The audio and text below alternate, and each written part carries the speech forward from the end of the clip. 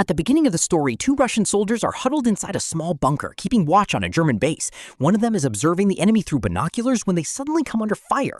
Seeing this, Lieutenant Laura realizes that the German soldiers are far greater in number. But they can be held back with machine guns. However, in such a situation, they desperately need a sniper. Fortunately, reinforcements are expected to arrive the next day, possibly bringing a sniper with them. In the next scene, another Russian soldier is traveling in a military truck. Here we are introduced to a soldier named Sharon who has come from Siberia. The soldiers are talking among themselves when an explosion suddenly echoes in the distance. A few of them panic at the sound, while others suggest it might be an attack launched by their own side, but the situation quickly proves otherwise. A German plane flies overhead and begins firing relentlessly at the truck.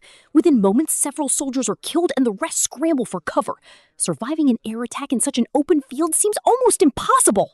At that moment, Charon raises his rifle and takes aim at the German plane. He fires a carefully calculated shot, and soon the plane is no longer seen in the sky.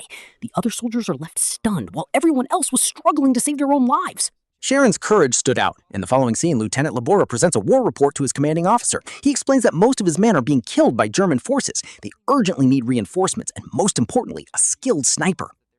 The officer responds that there is a severe shortage of troops everywhere, making reinforcements nearly impossible to arrange. In such circumstances, he does not know how he can send help to Lieutenant Labor. The major mentions receiving a report that someone shot down a German plane. However, he does not know which sniper accomplished this. If that sniper were present, he could have been assigned to their unit. Even if the major has not realized it, you can probably guess who that soldier was. During their discussion, a soldier enters and reports that a 4-man reinforcement team has arrived at the base. He explains that there were more soldiers in the group, but the rest were killed by German forces. The officer asks whether any of the 4 are snipers. The soldier replies that none of them are snipers. Hearing this, Lieutenant Labor leaves in disappointment. In the next scene, another Russian soldier named Nikolai is inside a bunker singing a song in memory of his daughter.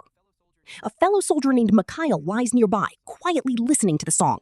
Lieutenant Labor arrives and asks about the damage caused by the German plane. The soldiers explain that everyone except the 4 of them was killed in the attack. They add that even they would not have survived if Charon had not fired at the plane.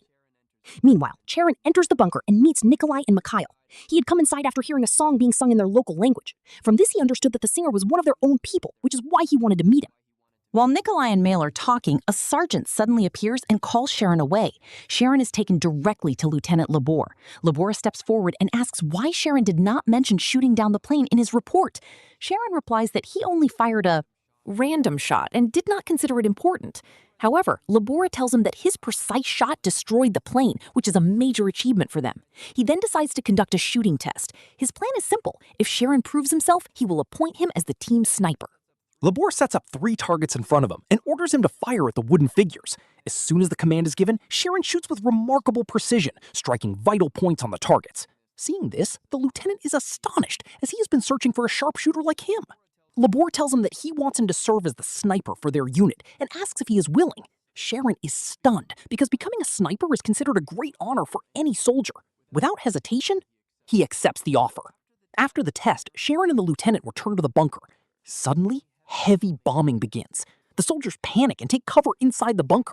As dust and debris fill the air, Sharon can do nothing at that moment because he does not yet have a sniper rifle. When the bombardment finally stops, German voices echo through loudspeakers. They call on the Russian soldiers to surrender and promise them safe passage. These words deeply disturb the men inside the bunker. A soldier named Mammon, overwhelmed by anger, climbs out of the bunker and begins shouting curses at the Germans. Within seconds, machine gun fire cuts him down. Another soldier rushes out to save him, but he is also shot and falls back into the bunker. After witnessing this, Lieutenant Labora hands Charon a sniper rifle and orders him to eliminate the German machine gunners. He explains that a machine gun takes 7 seconds to reload, and Charon must complete his task within that brief window, understanding the urgency. Charon takes position and waits patiently. As soon as the enemy stops to reload, he rises swiftly and fires 3 rapid shots. All 3 machine gunners fall. The German sniper watching from the other side is stunned by the accuracy of his shots. He never expected the Russians to have such a skilled sniper. Not only the enemy, but even Lieutenant Labora is left astonished by Charon's flawless aim. He pats Charon on the back and tells him to prepare for the next mission.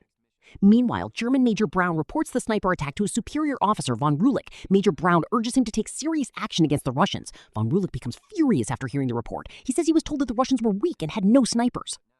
But now, seeing the destruction they are causing, it is clear they cannot be taken lightly. He declares that they must respond with full preparation and strength. Meanwhile, at the Russian base, 2 officers, Lieutenant Shero and Sergeant Panamario, arrive to meet Labor. At that moment, Labor is briefing Sharon about the next mission. He informs Sharon that a German sniper is hiding nearby, waiting for an opportunity to strike. This is the same sniper who was seen observing the Russians earlier. Labor explains to Sharon and Gurav how they must move carefully through the bunker's narrow passages. They must cross a path filled with landmines and eliminate the hidden sniper. A soldier named Ivanov is assigned to operate the machine gun. The plan is that when Ivanov opens fire, the German sniper will try to target him. During that moment, Sharon and Gurav will move closer and eliminate the enemy sniper. After explaining the strategy using a map, Sharon and Gurav leave for the mission. The lieutenant then attends a meeting with the two newly arrived officers. During the discussion, it is revealed that they were sent by High Command. According to their information, the plane Sharon shot down had fuel for only 10 minutes of flight. This means it was preparing to land shortly after completing its mission. This suggests that the Germans may have set up a nearby military base. They could be storing heavy weapons there to launch a final attack.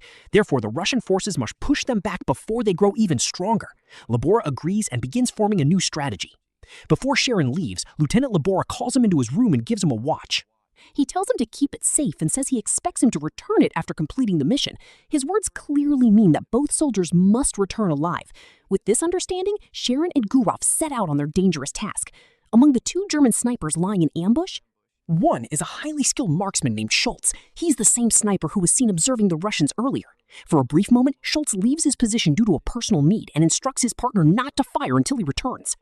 Meanwhile, Sharon quickly takes aim and fires at him. Although the sniper is protected by his helmet, Sharon gets close and engages him directly. A fierce struggle breaks out between the two. In the end, Sharon overpowers and kills the sniper. After the fight, Sharon drags the body back to the Russian bunker. The soldiers are overjoyed to see the German and pull him inside. Once secured, the prisoner is interrogated about German artillery positions. Fearing for his life, he reveals crucial information. When asked about German snipers, he admits that they have a highly skilled sharpshooter named Schultz. He warns if he attacks, he will wipe them all out. After receiving this intelligence, the officers begin planning their next move. Meanwhile, Sharon's successful mission earns him the admiration of the entire unit. Even the food server recognizes his bravery and gives him 2 soldiers' portions at once. The next day, Lieutenant Labora calls Sharon for a new mission. A scout team led by a sergeant plans to break through German lines and attack directly. Labora assigns Sharon to accompany them as their sniper. Before departing, Sharon wishes to return Labora's watch. Labora replies, "I won't take this back just yet. Complete this mission first and then give it to me as a gift." That night, the scout team discusses the plan in detail. Under cover of darkness, they crawl through the grass and cross the German barbed wire. With great effort,